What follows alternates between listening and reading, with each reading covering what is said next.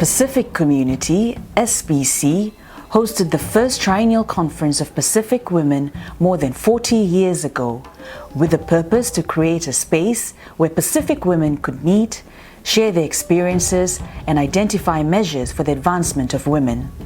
Well, I think the biggest challenge for Pacific women today is trying to get society to see them as equal to men. Well, I think it's for us to see what is our role in this world and to better our status as women in the Pacific. Women I see regarded as second best.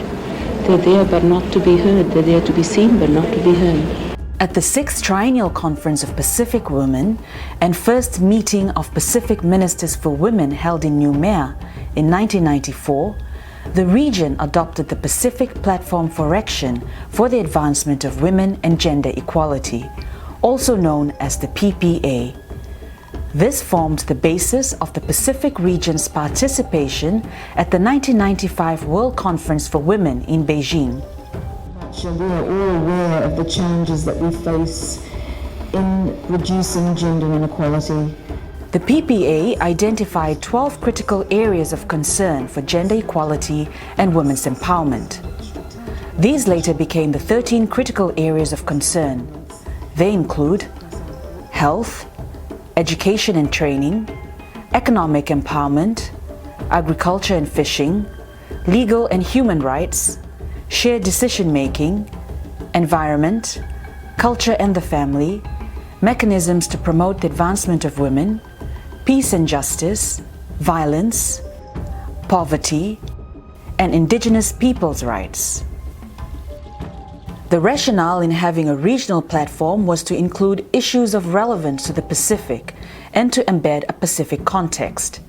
The PPA was developed based on national plans of action, sub-regional caucus reports, and the discussions of the Pacific Non-Governmental Organizations meeting in February 1994.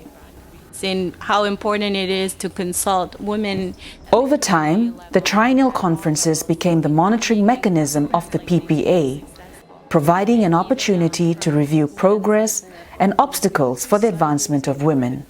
As a global community, we're coming into a critical phase in our efforts to achieve gender equality. The global community concluded the 65th session on the UN Commission on the Status of Women. These are not just bureaucratic events held far from our islands.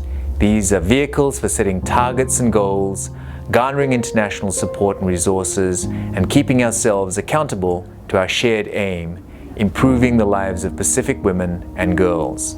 As we reflect on the Pacific's journey towards gender equality, the question is, are we anywhere near where we want to be? Some progress has been made and should be celebrated. For example, the Pacific compares well with global averages when it comes to women's leadership in business. But significant work is required in key areas like women's participation and leadership in political spaces, gender-based violence, and women's economic empowerment.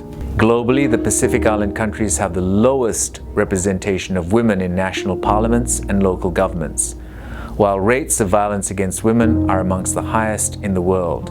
And in our part of the world, men outnumber women by 2 to 1 in formal employment. Meanwhile, COVID-19 is disproportionately impacting women and girls, from health to the economy, from security to social protection. And as we look to build back better from the impacts of COVID-19, the 14th Triennial Conference of Pacific Women is a chance to agree on measures to help accelerate progress towards gender equality in the region.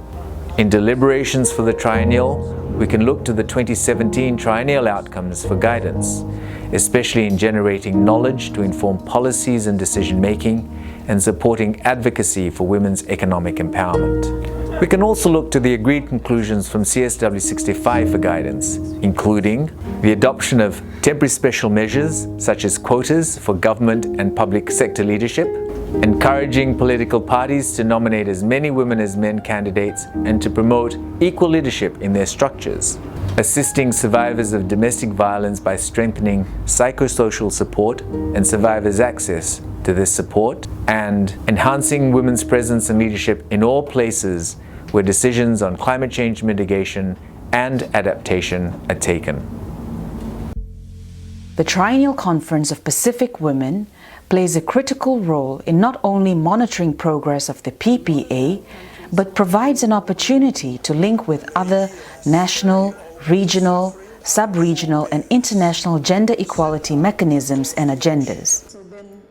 In the past, the Triennial has provided space for some preparations for the Commission on the Status of Women, as well as reflecting on progress towards gender equality commitments, including the Pacific Leaders' Gender Equality Declaration, as well as the Beijing Declaration. The 14th Triennial Conference of Pacific Women and 7th Meeting of Pacific Ministers of Women is being hosted by the Government of French Polynesia. The theme for this year's Triennial event is Our Oceans, Our Heritage, Our Future, empowering all women in the Blue Pacific continent. The Triennial this year will focus on 3 key priority areas received from the Pacific Island countries and territories.